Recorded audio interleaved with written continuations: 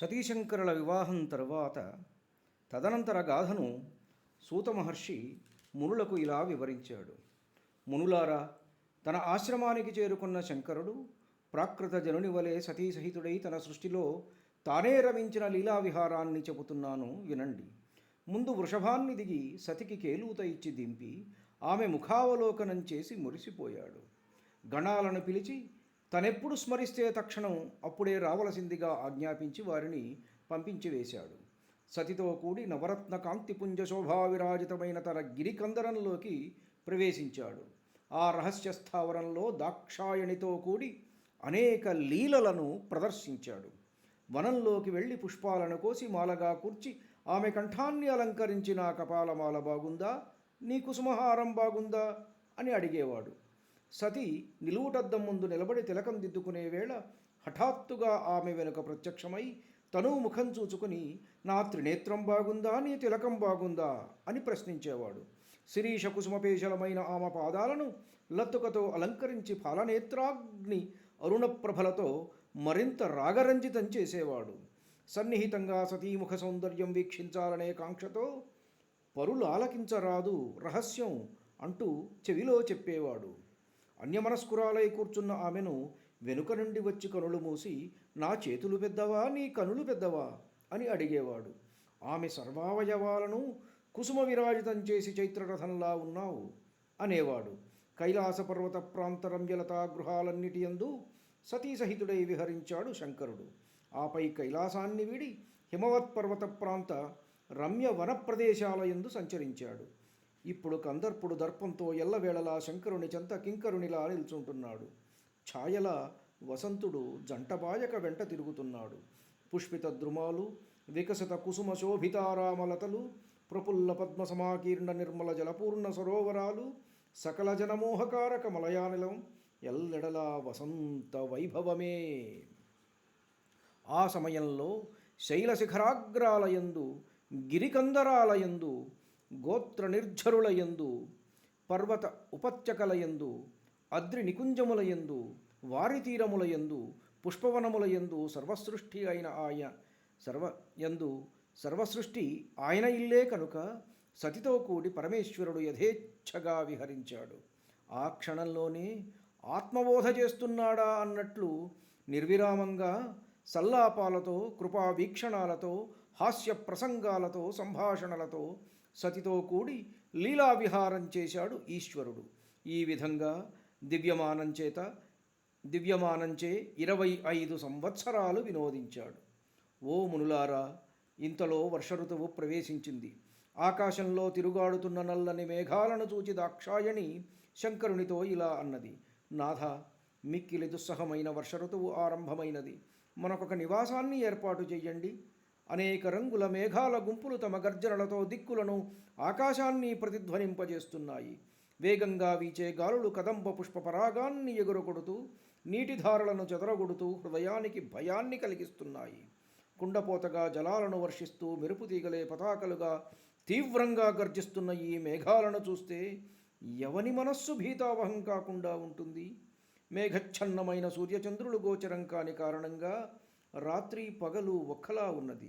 వాయు సంచలితగాములైన ఈ మేఘాలు చంచలమైన లక్ష్మి వలె ఒక్కచోట ఉండవు కదా.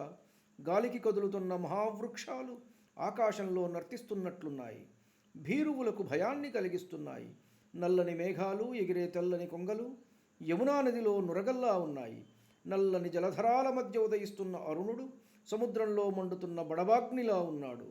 గృహ ప్రాంగణంలోని గింజలు మొలకెత్తాయి. పంట చేలల్లో సస్యాలు పెరుగుతున్నాయని వేరే చెప్పాలా? నాథ, ఈ సౌందర్యం చాలా కుటిలమైనది సుమా. కలిలో లక్ష్మీదేవి సత్పురుషులను వీడి దుష్టులను ఆశ్రయించినట్లుగా కింశుక పుష్పాలను ఆశ్రయించింది. వనసీమల యందు నెమళ్ళు జలధర గర్జనను విని చాలా ఆనందంతో కేకాధ్వనులను చేస్తూ పింఛాలను పైకెత్తి నాట్యం చేస్తున్నాయి. మేఘోదయాన్ని చూచి ఉల్లాసాన్ని పొందే చాతక పక్షులకు ఈ వర్ష ఋతువు మనోహరంగా వచ్చుగాని ధారాపాతంగా వర్షం పడుతున్నా పధికులు వియోగతాపాన్నే అనుభవిస్తారు. ఆ జీమూతాల పొగరును చూడండి, వడగళ్లతో నా దేహాన్ని కప్పేస్తున్నాయి. ఇలాంటి విషమకాలంలో కాకులు, చకోరాలు కూడా గూళ్ళు కట్టుకుంటున్నాయి.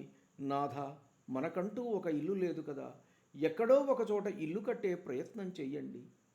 దాక్షాయణి పలుకులకు తన శిరోభూషణమైన చంద్రుని వెన్నెలకు మెరుగుపెట్టేటట్లుగా ఇందుధరుడు మందహాసం చేసి ఇలా అన్నాడు. ఓ మనోహరి, ఓ మనోహరి, ఎక్కడ నిర్మించమంటావు? హిమాలయ గిరిశిఖరాల మీదన? మేఘాలు వాటి సానువుల వరకే ఎగరగలవు. పోనీ కైలాస పర్వతం మీదన? దాని పాదాల వరకు విహరించగలవు. లేక మేరుగిరి శిఖరం పైనన? పుష్కలావర్తకాది వారివాహాలు సైతం ఆ ఛాయలకే రావు. వీటిలో దేనియందు నివాసం ఉండాలనుకుంటున్నావు చెప్పు? హిమాలయాలైతే అక్కడ మందమారుతం వీస్తూ ఉంటే బంగారు రెక్కల పక్షులు ఎగురుతూ ఉంటాయి. శ్రవణపేయంగా కలకూజితాలు చేస్తుంటాయి. వాటితో గొంతు కలిపి నువ్వు పాడుకోవచ్చు.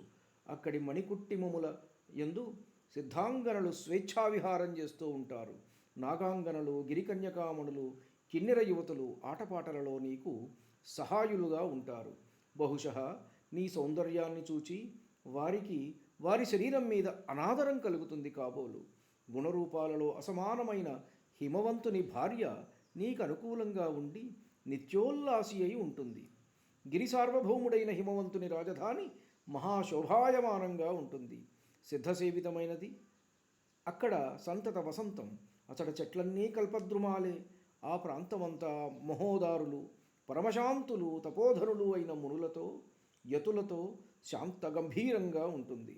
సానువులన్నీ స్ఫటిక స్వర్ణ రత్నకాంతులతో చిత్రవర్ణ సమాకీర్ణంగా నయనానందంగా ఉంటాయి.